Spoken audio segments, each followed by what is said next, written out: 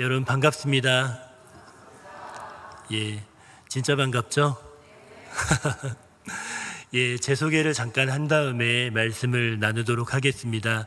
목사님께서 제가 어떤 사역을 하는지는 이미 말씀을 해주셨기 때문에 저는 그냥 제가 어떤 길을 걸어왔는지 그리고 지금 가족이 어떻게 되는지 정도 짧게 설명을 하도록 하겠습니다.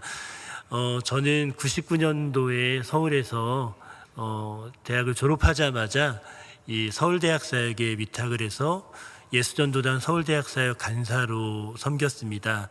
그 이후에 2003년도에 예수전도단 대구지부 대표간사 자리가 공석이 되어져서 아내와 함께 예수전도단 대구지부 대표간사로 내려와서 2019년까지 예수전도단 대표간사로 섬기다가 내려놓고 예수전도단 안에 계속 있으면서 예수전도단 안에서 목회 지원 사역인 디딤돌 네트워크를 만들어서 지금까지 사역을 하고 있습니다.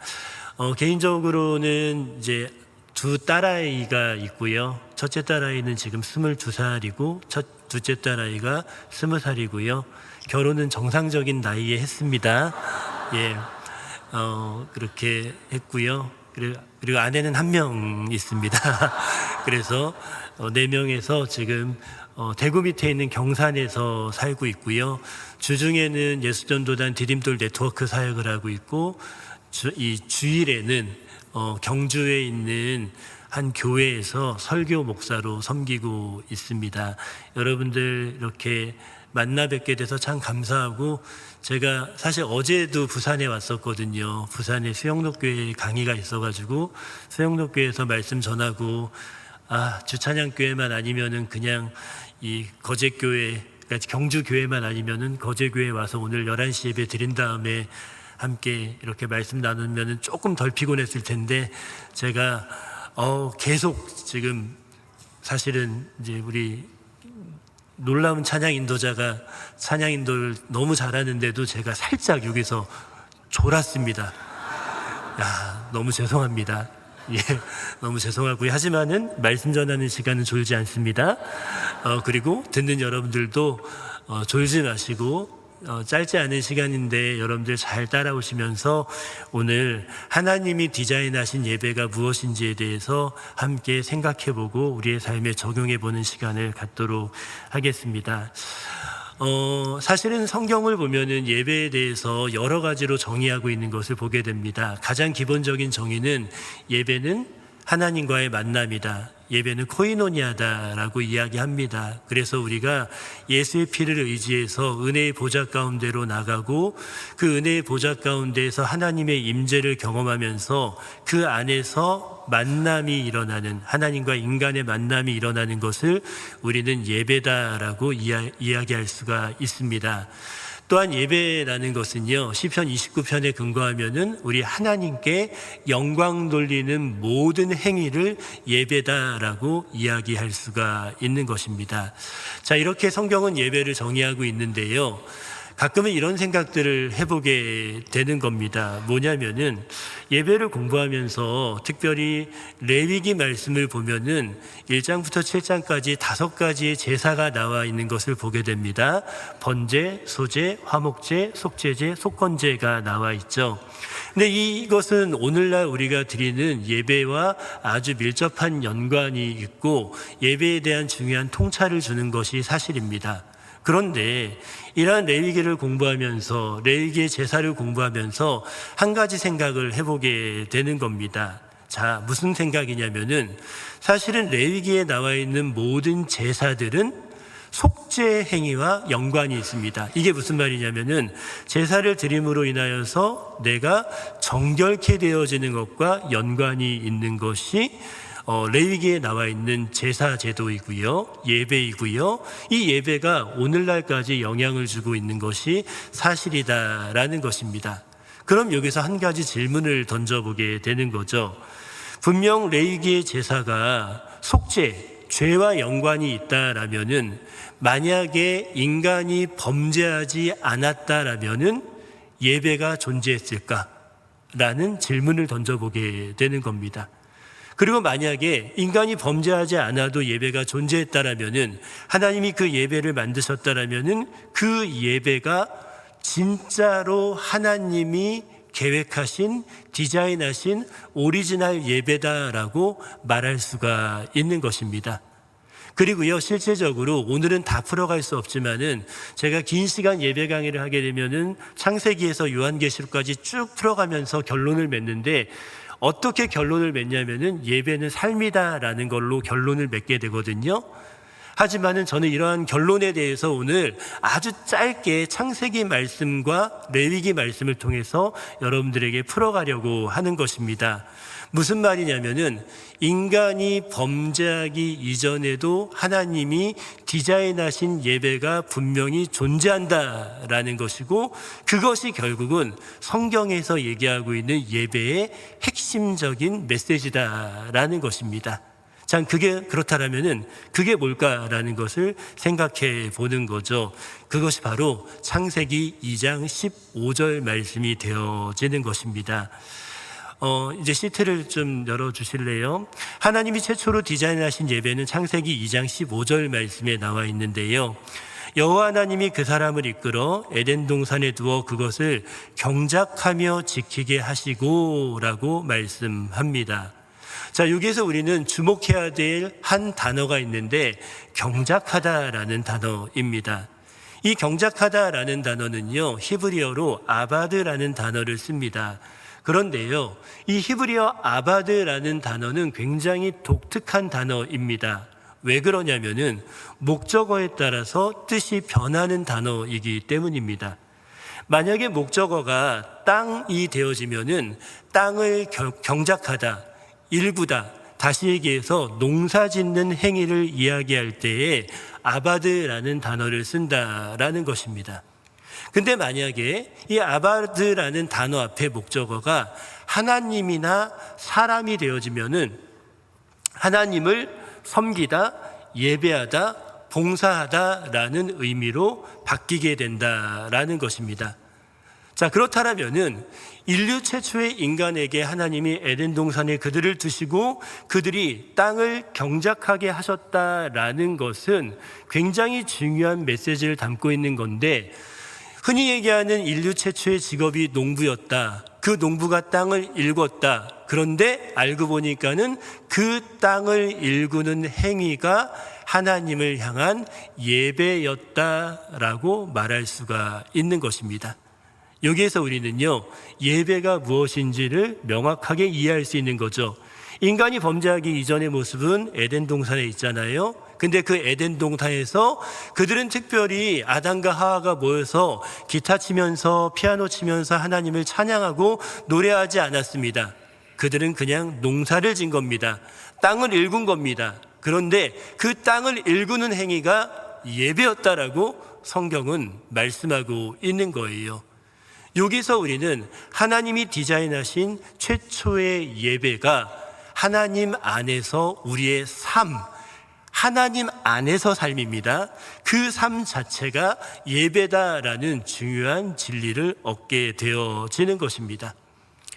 이 진리 때문에 우리가 성경 말씀을 읽어보면은 끊임없이 강조해서 나오는 게 뭐냐면은, 삶이 무너진 자의 공적 예배를 하나님이 받지 않으신다라는 내용들이 반복적으로 나와 있는 것을 보게 되는 거죠. 특별히 17권의 선지서들을 보면은요, 많은 경우에 이 부분들을 다루고 있습니다. 제가 최근에 교회에서 12권의 소선지서를 14주 동안에 핵심 내용만 가지고 설교를 했었던 적이 있었는데, 소선지서의 내용은 간단하게 얘기하면 이겁니다. 두 가지를 다룹니다. 하나는 우상숭배의 문제를 다루고요, 또 하나는 정의와 공의가 사라진 문제를 다룹니다. 우상숭배를 다룬다라는 것은 하나님을 향한 온전한 예배가 사라졌다라는 것을 의미하는 것이고, 정의와 공의가 사라졌다라는 것은 인간관계 안에서의 모든 것들이 깨어져 있다라는 것을 의미하는 것입니다. 하나님이 이 두 가지를 책망하신다라는 거예요.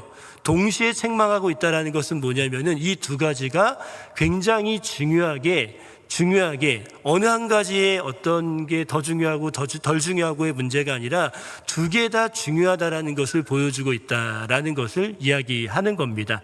다시 얘기해서 예배와 일상의 삶이 동일하게 중요하다라는 것을 보여주고 있는 것이죠. 이러한 내용들을 대선지서인 이사야서 1장 10절부터 15절까지의 말씀이 우리에게 아주 쉽게 이야기를 해주고 있는데, 자, 이사야 1장 10절부터 15절까지를 이해하기 위해서 기본적으로 여러분들이 아셔야 될 내용이 뭐냐면은, 가장 보수적인 관점에서 이사야 말씀은 주전 8세기에 쓰여진 말씀입니다. 그러니까 지금부터 시작해서 약 2800년 전에 쓰여진 말씀이 이사야 말씀이다라고 이해할 수가 있는 겁니다. 그리고 이사야서가 쓰여질 때에 4명의 왕이 언급되어진 것을 보게 되는데요. 우시야, 요담, 아하스, 히스기야입니다. 그 중에 우시야와 요담은요, 굉장히 남유다가 잘 살았을 때의 왕이었고요. 아하스와 세 번째 아하스와 네 번째 히스기야 같은 경우는 굉장히 아수르로 인하여서 남유다가 풍전등화의 시기에 있었을 때를 보여주고 있습니다. 그런데 이사야 1장 10절부터 15절까지의 말씀은 대부분의 학자들이 요담 때에 일어났었던 일들을 요약한 것이다라고 말을 합니다. 그건 뭘 의미하는 거냐면은, 지금 이사야 1장 10절과 15절 말씀은 남유다가 엄청나게 잘 살고 있었을 때의 이야기들을 담고 있는 거다라는 것이에요. 자, 10절 말씀에서는 너희 소돔의 관원들아 고모라의 백성들아 라고 얘기하면서 남유다를 소돔과 고모라에 빗대는 것을 보게 됩니다. 성경을 읽을 때 소돔과 고모라라는 구절이 나오면은 하나님 열받았다라고 생각하시면 되는 겁니다. 화가 나셨습니다. 왜 화가 났냐면은 11절에 보니까는 여호와께서 말씀하시되 너희의 무수한 재물이 내게 무엇이 유익하뇨? 나는 순양의 번제와 살찐 짐승의 기름에 배불렀고 나는 수송아지나 어린 양이나 수점수의 피를 기뻐하지 아니하노라. 자, 무수한 재물, 살찐 짐승의 기름에 배불렀다. 이건 뭘 얘기하는 걸까요? 그들 가운데 수많은 공적 예배가 있었다라는 것을 의미하고 있는 겁니다. 그런데 12절에 보니까는 너희가 내 앞에 보이려 오니 이것을 누가 너희에게 요구하였느냐? 내 마당만 밟을 뿐이라 라고 말합니다. 자, 이 말이 무슨 말이냐면요, 오늘날의 개념으로 얘기하면은 우리가 수요 예배도 나오고 금요 철야도 나오고 주일날 1, 2, 3부 오후 예배 다 드리고 새벽 예배까지 다 나왔는데 하나님이 어느 날 갑자기 저에게 야 민호야, 너 지금 본당만 밟고 가고 있다? 라고 말씀하시는 것과 똑같은 겁니다.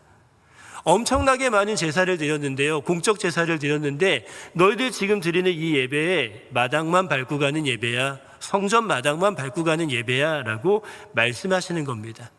그 이유를 13절과 15절에서 얘기합니다. 13절에서 먼저 말하기를 헛된 재물을 다시 내게로 가져오지 말아라. 분향은 내가 가증히 여기는 바요, 월삭과 안식일과 대회로 모이는 것도 그러하니 성회와 아울러 악을 행하는 것을 내가 견디지 못하겠다. 성회와 아울러 악을 행한다. 공적 자리에 모여서는 열심히 하나님을 예배하는 것처럼 보이지만은 바깥에 나가서는 악을 행하고 있는 모습 때문에 내가 너희들의 예배를 안 받을 거야 라고 말씀하시는 겁니다. 15절의 두 번째 이유를 이야기하십니다.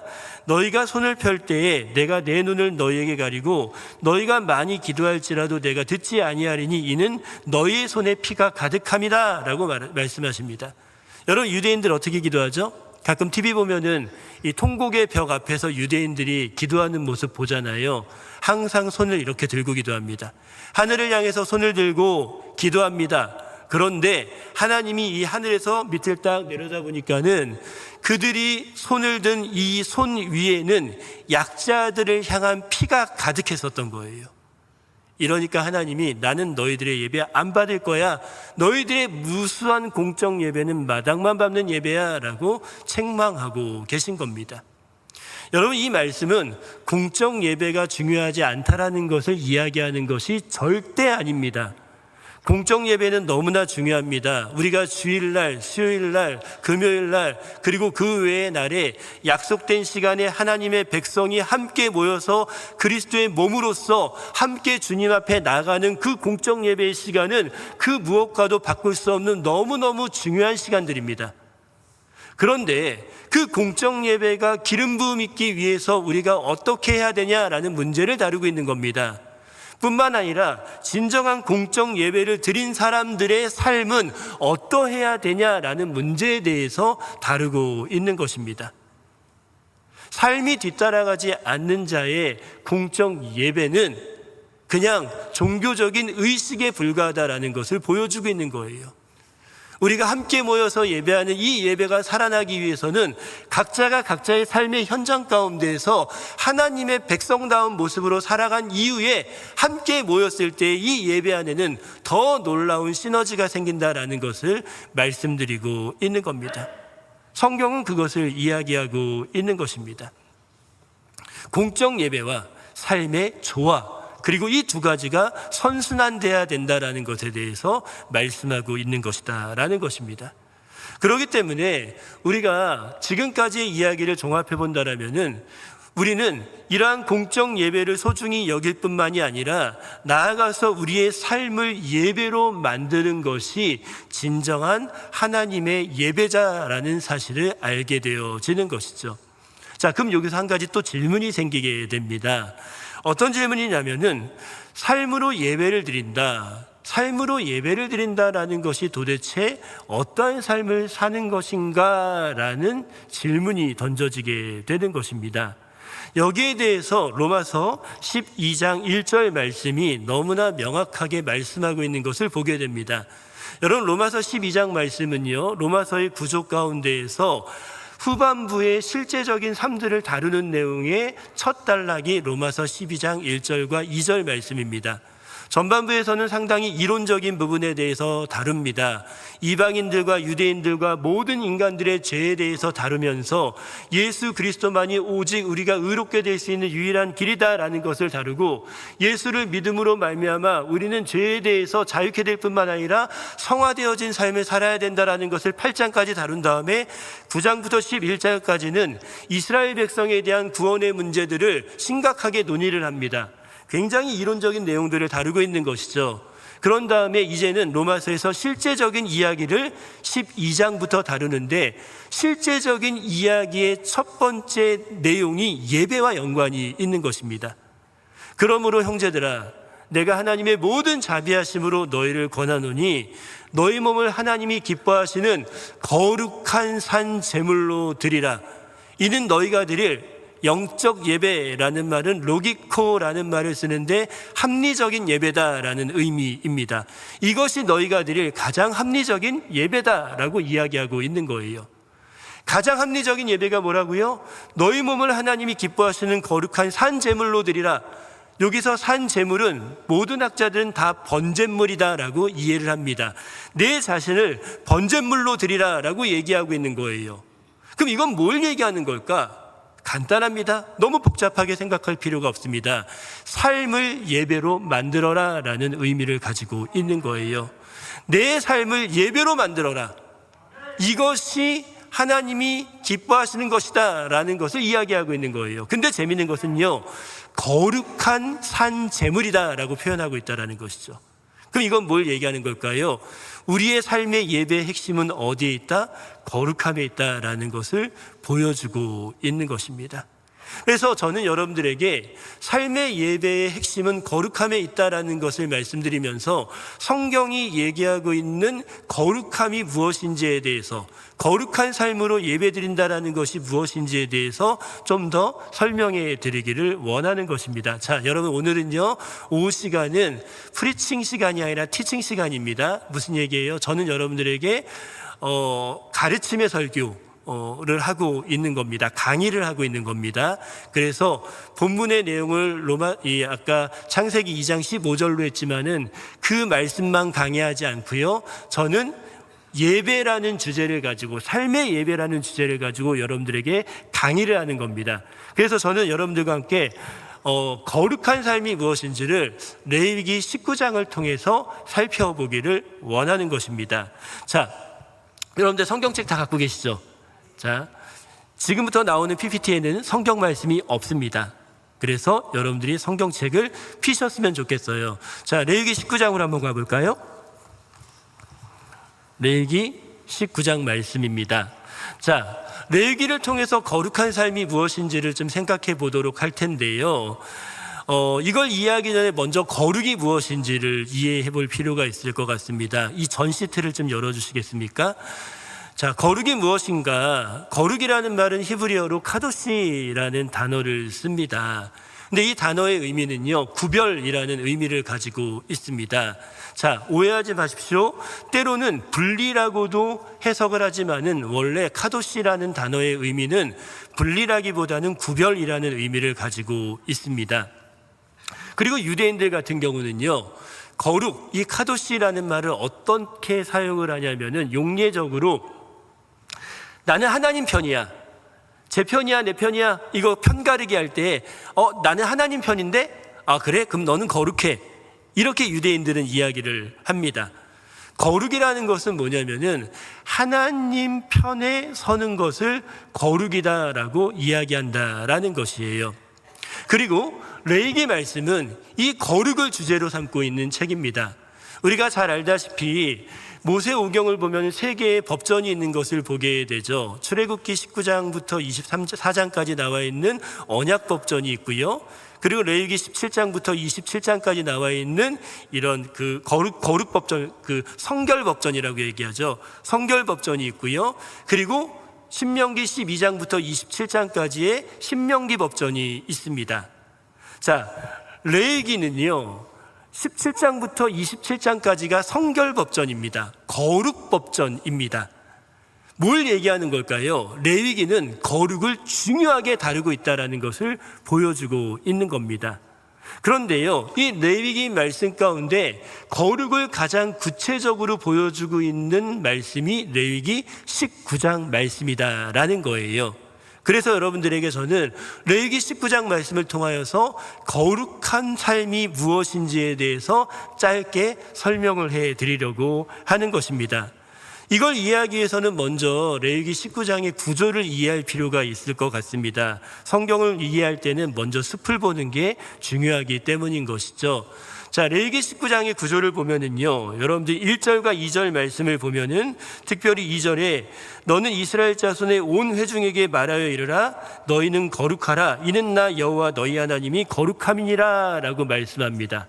자, 이건 뭘 얘기하는 거냐면은 1절과 2절 말씀에서는 야, 하나님께서 거룩하니까는 너희도 거룩해야 된다라고 명령하고 있는 것입니다. 자, 이렇게 명령을 했어요. 그럼 여러분들 생각해 보세요. 가장 보수적인 관점에서 레위기는 주전 1408년에 쓰여졌습니다. 주전 1408년에 출애굽 2세대, 3세대들이 처음 레위기를 접한 독자들입니다. 근데 이들에게 내가 거룩하니 너희도 거룩하라 라고 명령을 하면은 그들은 자연스럽게 어떤 생각을 하게 될까요? 이렇게 생각하는 겁니다. 하나님이 거룩하라고 명령하셨네? 근데 모세, 거룩이 뭐예요? 거룩하게 사는 게 뭐예요? 이런 질문이 생기게 되어지는 겁니다. 그래서 3절부터 37절까지의 말씀은 거룩한 삶은 이런 거야 라고 설명을 해주고 있는 거예요. 내가 거룩하니 너희가 거룩해라, 너희도 거룩해라, 거룩은 이런 거야 라는 구조로 적혀져 있다라는 것입니다. 그런데 이것도 조금 더 깊이 들어가 보게 되면은 거룩을 두 가지로 나누고 있는 것을 보게 됩니다. 뭐냐? 3절부터 8절까지의 말씀을 보면은 안식일을 거룩하게 지켜라. 너희가 우상을 만들지 말아라. 신상을 만들지 말아라. 그리고 너희가 화목제물을 드릴 때는 이렇게 드려야 된다라는 식으로 말하면서 하나님과의 관계에서의 거룩은 이런 거야 라는 것을 설명합니다. 이걸 갖다가 신학적으로는 제의적 거룩이다라고 이야기를 합니다. 제의적 거룩을 먼저 이야기하는 거예요. 그런 다음에 9절부터 37절까지의 내용을 보면은요, 예를 들어서 9절 말씀을 보면은 너희가 너희의 땅에서 곡식을 거둘 때에 너는 밭모퉁이까지 더 거두지 말고 내 떨어진 이삭도 줍지 말며 내 포도원의 열매를 다 따지 말며 내 포도원에 떨어진 열매도 줍지 말고 가난한 사람과 거류민을 위하여 버려두라. 가난한 사람과 나그네를 위하여 버려두라. 이건 뭘 얘기하는 걸까요? 이웃과의 관계를 얘기하고 있는 겁니다. 사람과의 관계를 얘기하고 있는 거예요. 그래서 이 뒤로 가면은요, 인간관계 안에서의 거룩은 이런 거야 라는 것에 대한 실제적인 예들을 쭉 들어주고 있는 것들을 보게 되는 것이죠. 이걸 갖다가 우리는 일상의 거룩, 삶의 거룩이다라고 이야기할 수가 있는 겁니다. 자, 그러니까 여러분들 잘 이해하셔야 돼요. 우리가 일반적으로 거룩하다라고 얘기하면 어떤 사람을 거룩하다라고 얘기하죠? 이런 사람, 목사인데 목소리가 이렇게 좋지 않고요, 보면 다 알아, 하나님께서 말씀하시기를, 이러면 되게 거룩해 보여요. 자, 그리고 일반적인 성도들의 거룩은요, 기도 열심히 하고, 예배 빠지지 않고, 운전할 때 난폭 운전 안 하고, 욕하지 않고, 10원 한 장도 정직하게 사용하고, 대부분 이런 걸 갖다가 거룩으로 이해를 한다라는 거예요. 거룩으로 이해해요. 근데 이러한 이해의 기반에는 뭐가 있냐면은 거룩은 하나님 앞에서 똑바로 사는 것만을 거룩이다라고 인식하는 경향들 속에서 나오는 생각이다라는 겁니다. 하나님 앞에서 잘하면 다 거룩인 거예요. 하나님 앞에서 잘하면은요. 근데 그게 아니라는 거예요. 되게 재밌는 사실은 뭐냐면은 거룩에 대한 이원론을 깨트리고 있는데, 거룩에 대해서 얘기할 때 하나님과의 관계도 거룩이다, 하지만은 옆에 있는 사람과 내가 어떠한 관계를 맺고 있는가도 거룩과 밀접한 연관이 있다라고 레이기는 접근하고 있는 것입니다. 일상의 거룩을 얘기하고 있는 거예요. 이거는 고대인들의 사고방식을 깨트리는 거고요, 오늘날 우리 성도들의 생각도 깨트리는 굉장히 중요한 내용이 되어지는 것입니다. 자, 그런데요, 저는 이 말씀을 준비하면서 시간 관계상 하나님과의 관계에서의 거룩은 다뤄드리지 않을 겁니다. 이미 여러분들 잘 아세요.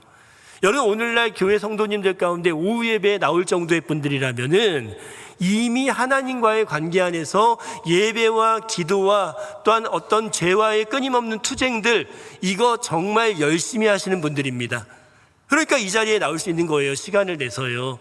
그래서 하나님과의 관계에서의 거룩에 대해서는 제가 깊이 있게 얘기하지 않아도 될 것 같다라는 생각을 합니다. 그래서 저는 여러분들에게 인간관계 안에서의 거룩이 도대체 뭘까? 왜냐하면 우리는 인간관계를 정말 많이 하면서 살잖아요. 일상의 관계를 많이 하면서 살잖아요.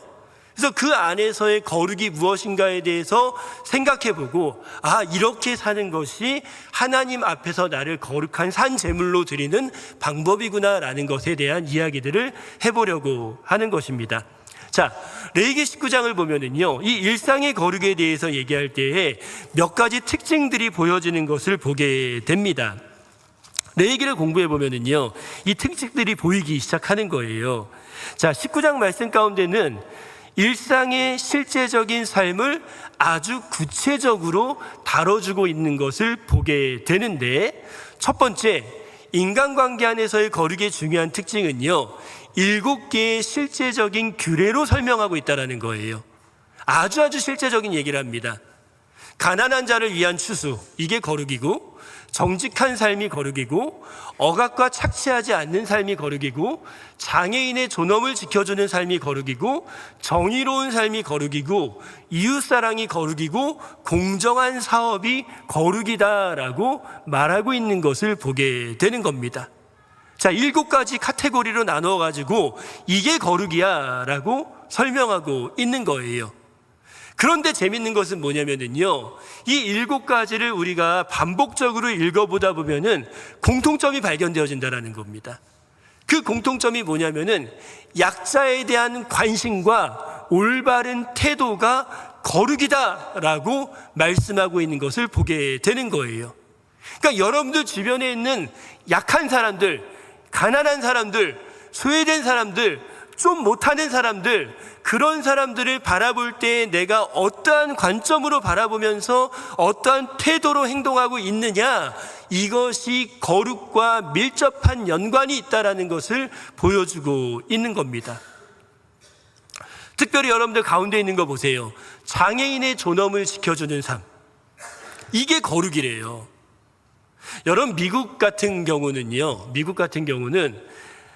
만약에 그 그 마을에 예를 들어서 청각장애인이 이사를 오게 되면은 우리나라의 주민자치센터 같은 데에서 한 3, 4일 전에 미리 가가호를 방문하면서 이야기를 해줍니다.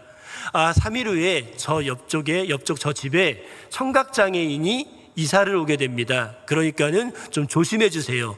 이건 무슨 말입니까? 빵빵해도 못 들을 수 있고 아이들이 자전거 타다가 따르릉 따르릉 해도 못 들어서 사고 날 수 있어요. 좀 배려 좀 해주세요 라고 미리 공지를 해줍니다. 이렇게 되면은요, 이 이야기를 들은 아이들은요 축제입니다. 왜 그런지 아세요? 내가 아저씨를 도와서, 그 장애인 아저씨를 도와서 사회에 기여할 수 있는 기회가 생겼다라고 아이들이 생각하는 거예요. 사고방식이 다른 겁니다, 우리랑.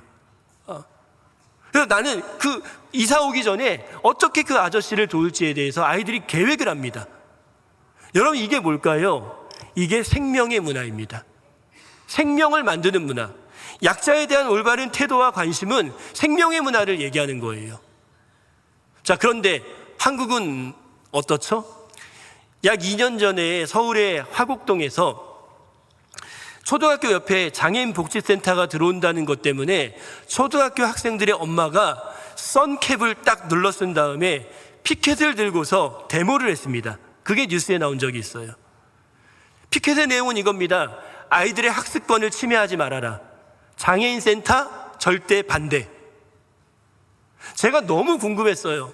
제 주변에 있는 교육학자라든지 교육자라든지 아니면은 사회복지사들 찾아다니면서 제가 물어봤어요. 전화 걸어서 물어봤어요. 초등학교 옆에 장애인 복지센터가 들어오는 것이 학습권과 무슨 상관이 있냐고 물어봤습니다. 여러분 어떻게 생각하세요? 연관이 있습니까? 없어요. 아무런 연관 없어요. 그냥 싫은 거예요. 그냥 싫은 겁니다. 이게 뭘까요? 죽음의 문화입니다. 죽음의 문화. 이 죽음의 문화가 거룩은 생명을 부여합니다.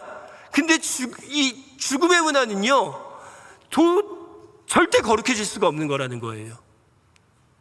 약자들을 향해서 우리가 어떠한 태도를 가져야 되는가? 그 약자들이 생명의 문화를 경험할 수 있도록 만들어주는 것이 거룩이다라는 것입니다. 제가 어제 그 수영록교회 청년들에게, 청년 리더들에게 특강을 했어요. 근데 그들에게 얘기하면서 하나님 나라에 대한 이야기를 잠깐 꺼냈습니다. 하나님 나라가 도대체 어떤 모습일까? 특별히 우리는 이 땅에서, 이 교회 안에서 하나님 나라를 어떻게 실현해 가야 될까? 이런 이야기를 하면서 이렇게 말해줬습니다. 하나님 나라는 장애인이 없고, 우리가 만들어가야 될 하나님의 나라는 장애인이 없고 가난한 사람이 없고 소외된 사람이 없고 약자가 없는 곳이 하나님의 나라가 아니다. 신명기 15장 11절에 보면은 가난한 자는 영원토록 우리가 같이 있는다라고 이야기하고 있어요. 우리가 만들어가야 될 하나님의 나라는 장애인이든 약자든 가난하든 소외되든 그들도 우리와 똑같이 평안을 누리면서 살 수 있게 만드는 것이 우리가 지금 이 땅에서 만들어가야 될 하나님의 나라다라는 이야기를 했습니다. 이게 맞는 거예요. 우리의 삶의 현장 가운데서 가장 연약한 사람들이 그들의 생존권이 박탈되어지지 않고 그들의 내면이 깨어지지 않고 아픔당하지 않고 차별당하지 않고 상처받지 않으면서 그들도 같이 손잡고 함께 걸어갈 수 있는 공동체를 만들어가는 것, 이것이 거룩이다라는 것이에요. 이게 거룩입니다. 이게 생명의 문화인 거예요. 이게 레위기가 말하는 첫 번째 거룩의 개념이 되어지는 겁니다. 약간의 부담감은 있어요. 경상도 지역에서 이렇게 얘기하면 자꾸 좌파로 몰아갑니다. 근데 저는 정치에 있어서는 철저하게 중도고요. 제가 이런 얘기해서 조금 뭐하지만은 이번에 저도 딱 보면은요, 막 싸워요. 좌파하고 우파하고. 예수님이 하나님 우편에 앉아 계시지 않았냐. 그러니까 예수님 우파다. 뭔 소리냐. 우리가 딱 보면은 좌쪽에 계신다. 예수님 우편은 좌쪽이잖아요. 그래서 좌파다. 그래서 막 지들끼리 막 싸워요. 그럴 필요 없어요. 우리 예수님은 좌파 우파를 다 포용하시는 하나님이십니다. 그래서 종교적인 얘기 갖다가 교회 안에서는 싸우지 않았으면 좋겠어요. 싸우지 않았으면 좋겠고, 거제 교회는 이미 그럴 거라고 생각하고 제가 좀 편안하게 얘기하겠습니다. 약자에 대한 올바른 태도, 약자에 대한 올바른 태도, 이게 거룩이에요. 아멘? 아멘. 아멘 소리가 좀 작네요, 생각보다. 이렇게 열심히 핏대를 세웠는데. 아멘. 자, 두 번째, 감사합니다. 감사합니다. 두 번째는요, 레위기 19장 말씀은 개인의 사회적 직임과 직업 안에서 다루고 있다는 거예요. 이게 되게 재밌는 겁니다. 일상의 삶에서 우리가 거룩하게 산다라는 것은 개인의 사회적 직임과 직업 안에서 개개인이 찾아야 된다라는 것을 이야기하고 있는 것을 보게 되는 겁니다.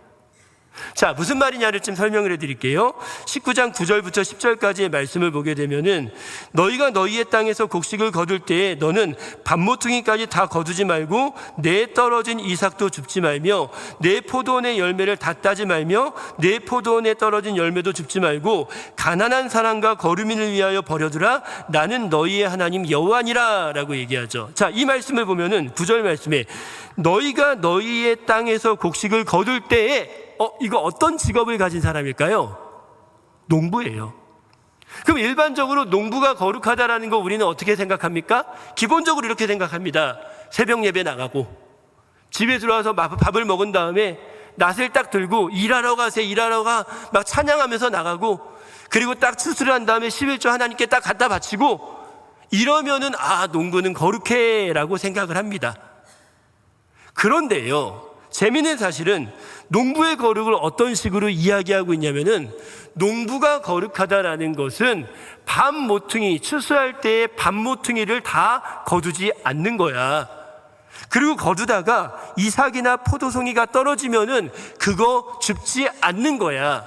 왜? 가난한 자와 나그네가 먹을 수 있도록, 그들을 위해서. 여러분, 그 가난한 자와 거류민은 누구를 얘기하는 겁니까? 여러분, 이것은 고대시대의 4대 약자들을 얘기하죠. 전쟁과 연관이 있습니다. 전쟁을 하면은요, 아빠가 나가요. 아빠가 죽으면은 고아가 생겨요. 그리고 남편이 나가요. 남편이 죽으면은요, 과부가 생겨요. 다 뺏는 전쟁이에요. 다 뺏기면 가난해져요. 집도 뺏기고 땅도 뺏겨요. 나그네가 생기는 겁니다. 고아와 과부와 가난한 자와 나그네, 거류민은 구약의 4대 약자들입니다. 그럼 이 말은 뭘 얘기하는 거냐면은, 얘들아, 농부가 거룩하다는 게 뭔지 아니? 농부의 거룩함은 가난한 자들이 너희들이 밭모퉁이라든지 떨어진 것을 줍지 않아서 그 가난한 자들이 추운 겨울에도 굶지 않고 보릿고개를 잘 넘어갈 수 있도록 도와주는 것이 농부가 거룩하게 사는 거야 라고 얘기하는 게 레위기 19장 9절부터 10절까지의 말씀인 거예요. 우리의 생각을 깨트리고 있는 겁니다. 근데 이렇게 딱 얘기하면은요, 어떤 예리한 분들은 질문을 합니다. 이렇게 너무 살고 싶어서. 어떤 질문을 하는지 아세요? 밭모퉁이가 어느 정도예요? 이런 질문을 해요. 밭모퉁이가 어느 정도예요? 근데요, 이것에 대해서 랍비들이 얘기했어요. 유대인들이 얘기했어요. 미스나에 보면 뭐라고 얘기하냐면은 그 밭의 60분의 1이라고 얘기했습니다. 60분의 1.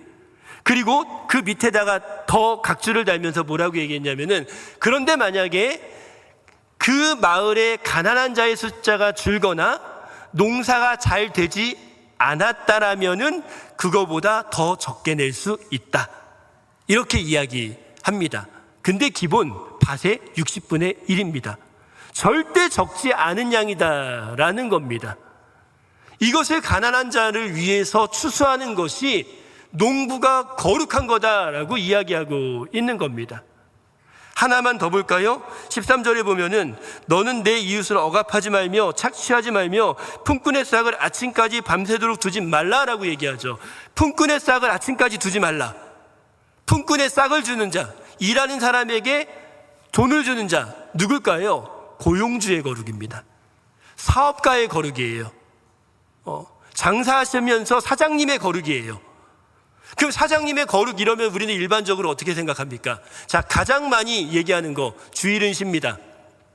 이게 사장님의 거룩이에요. 주일은 쉽니다. 그 두 번째, 우리 회사에는 신우회가 있습니다.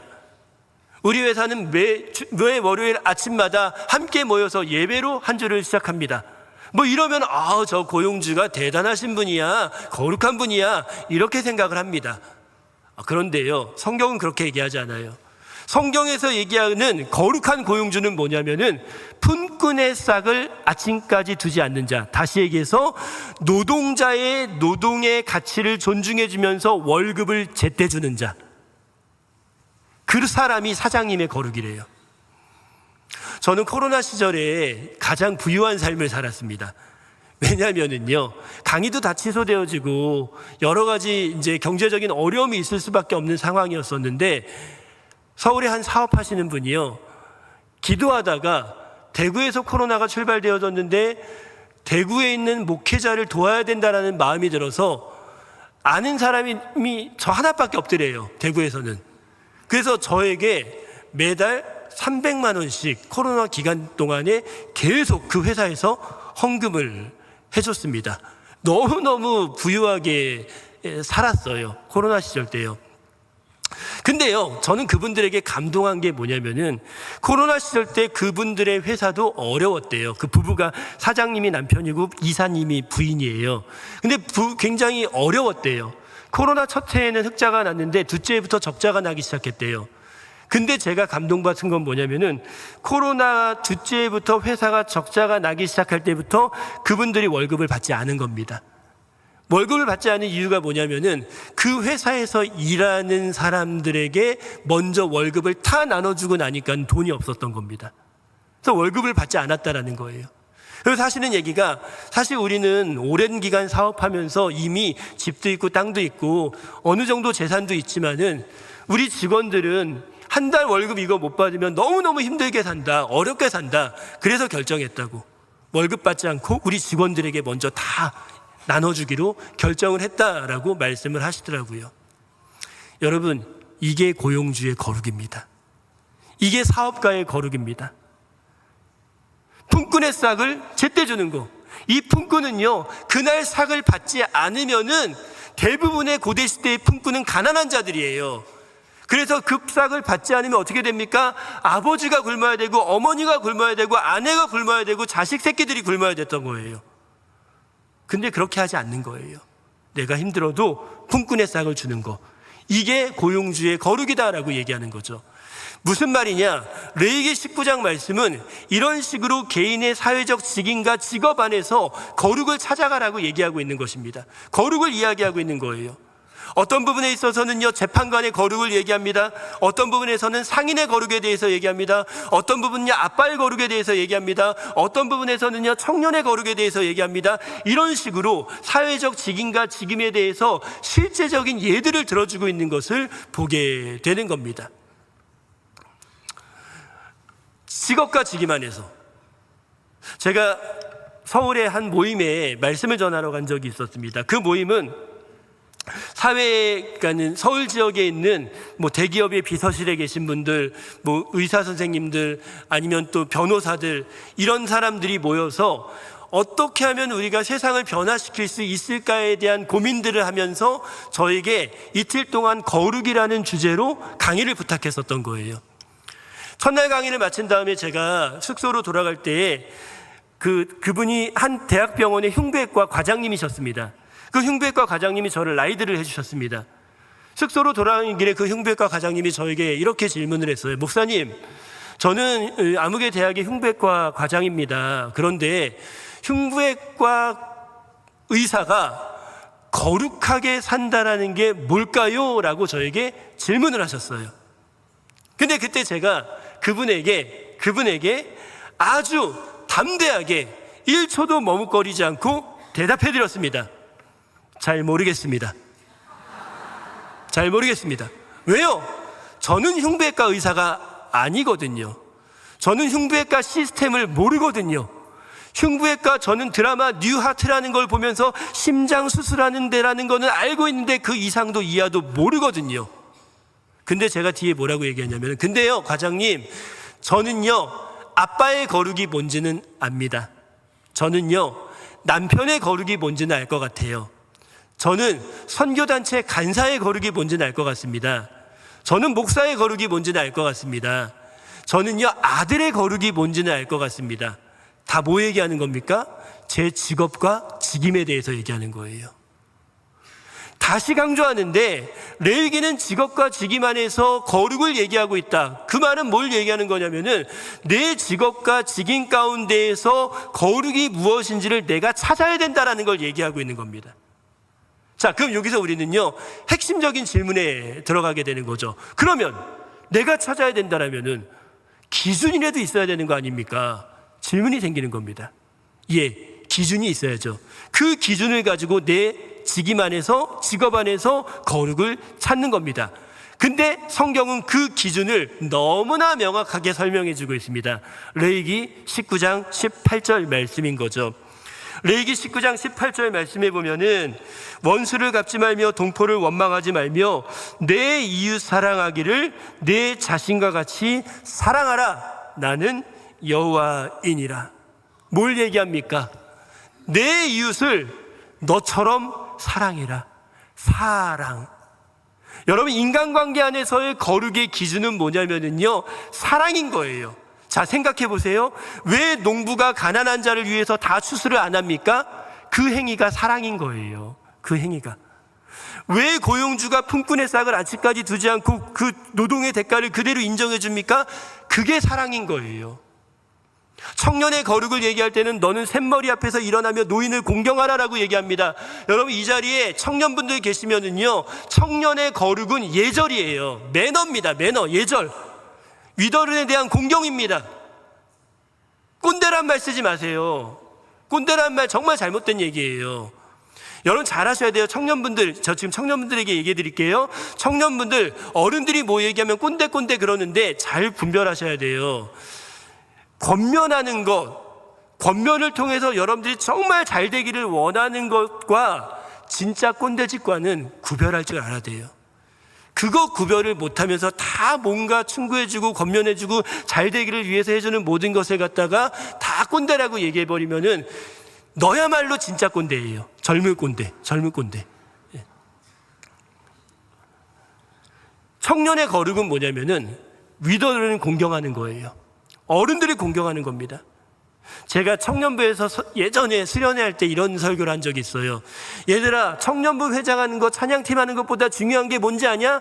버스 타는데 네 앞에 어르신이 서 계시면 네가 일어나는 게 훨씬 더 중요한 거야. 제가 그렇게 얘기했습니다. 저는 그렇게 믿습니다. 저희 딸아이들에게 늘 가르치는 게 그거예요. 아빠는 니네가 영적인 사람 되는 거 원하지 않아. 아빠는 니네가 인간적인 사람이 됐으면 좋겠어. 가장 인간적인 사람이 어떤 사람일까? 예의 있는 사람이야. 예의 있는 사람이야. 예절을 아는 사람이야. 저는 우리 딸아이들에게 늘 그렇게 가르쳐 왔어요. 근데 어느 날 레위기를 공부하다 보니까 그게 성경에 있더라고요. 샘머리 앞에서 일어나고 노인을 공경하라. 그게 청년의 거룩입니다. 왜 다시 왔죠? 근데 그게 뭐예요? 그게 위더른들에 대한 사랑의 행위인 거예요. 사랑의 행위인 겁니다. 모든 것의 기준을 사랑에 두고 있는 것이죠. 감신대학교의 구약학 교수님이 지금 은퇴하셨을 거예요. 왕대일 교수님이라고, 그분이 한 기독교 방송에서 레위기에 대한 세미나를 한 적이 있었습니다. 근데 그 세미나의 내용을 딱 듣는데 결론 부분에 가서 교수님이 그렇게 말씀하시더라고요. 여러분, 레위기의 주제는 거룩입니다. 그리고 거룩은 사랑입니다. 라고 말씀하시면서 레위기 강의를 마쳤습니다. 맞아요. 거룩은 사랑이에요. 내가 일상의 삶에서 어떻게 하면 이 사람에게 사랑을 실천할 수 있는가를 고민하면서 행하는 모든 말과 행동들, 직업 안에서의 행위들, 이 모든 것들이 다 뭐다? 거룩이다라는 것이고요. 그 거룩이 뭐다? 예배다라는 거예요. 삶의 예배다라는 겁니다. 그리고 이것을 갖다가 로마서 12장 1절에서 하나님이 기쁘시게 받는 거룩한 산제물이라고 얘기하죠. 하나님이 그것을 기쁘시게 받는다라고 말씀하고 있는 것입니다. 자, 이제 말씀을 마무리하도록 하겠습니다. 저는 오늘 여러분들에게 삶의 예배에 대해서 이야기한 겁니다. 우리는 공적 예배 제의적 예배에 대해서 소중하게 생각해야 됩니다. 그런데 이 공적 예배와 제의적인 예배를 소중하게 생각하는 사람일수록 삶의 책임을 집니다. 삶의 책임을 져요. 그리고 그 삶의 예배를 통하여서 공적 예배를 훨씬 더 부유하게 만들어 가는 겁니다. 이런 사람이 진정한 예배자라는 거예요. 공적 예배와 삶의 예배는 선순환되어져야 된다는 겁니다. 선순환되어져야 돼요. 공적 예배를 통해서 그 기름 부음으로 힘을 얻어서 삶에서 승리하고, 삶의 승리가 다시 공적 예배로 와서 공적 예배에 더 놀라운 기름 부으심이 생기게 되어지고 선순환되어져야 된다는 거예요. 근데 이러한 삶의 예배는 딱 보니까는 원래 하나님이 디자인하신 예배가 삶의 예배였다라는 것입니다. 그러면 어떻게 사는 것이 진정한 삶의 예배일까? 로마서 12장 1절 말씀을 보니까는 우리를 거룩한 산 제물로 드려라. 삶의 예배, 거룩한 삶의 예배가 하나님이 기뻐하시는 진정한 삶의 예배다라는 것을 얘기하고 있다는 거예요. 그럼 거룩함이 도대체 뭘까? 보니까는 사랑의 기반에서 행하는 행위가 거룩함이었다라는 것을 우리는 성경을 통해서 발견하게 된 겁니다. 그래서 여러분들이요, 일상의 삶 가운데서 하나님이 기뻐하시는 거룩한 사랑의 삶의 예배를 드리시기를 주님의 이름으로 축복합니다. 아멘.